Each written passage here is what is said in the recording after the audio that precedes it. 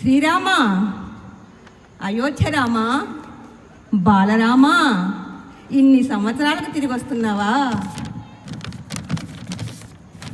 జై శ్రీరామ్, జై జై శ్రీరామ్. అదిగదిగో అయోధ్యాపురి, రఘుకుల తిలకుడు ఏలిన నగరి, అక్షింతలతో ఆహ్వానించి ఆరంభమునకు రారమ్మన్నది. అదిగదిగో అయోధ్యాపురి, రఘుకుల తిలకుడు ఏలిన నగరి, అక్షింతలతో ఆహ్వానించి ఆరంభమునకు రారమ్మన్నది. అదిగదిగో అయోధ్యాపురి. జై శ్రీరామ్. 5 శతాబ్దుల పోరాటానికి మన మౌన సాక్షిగా నిలచినది, రామభూమికై అసూలు బాసిన వీరుల త్యాగ ఫలము ఇది. గణగణ గణగణ జగమంతటికి చాటెను అదిగో హైందవ శౌర్యం.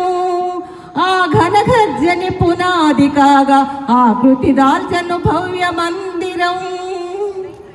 కోదండరాముని దివ్య మందిరం.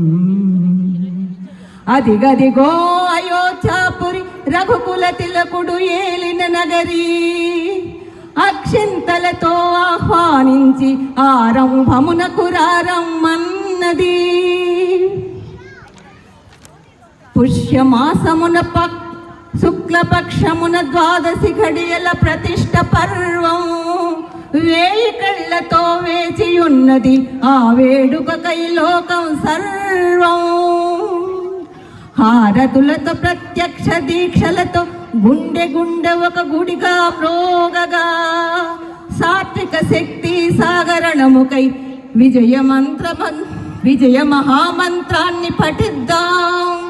అదిగదిగో అయోధ్యాపురి, విశ్వ కళ్యాణ కారకురాం, విశ్వ కళ్యాణ కారకు కొరకురాం.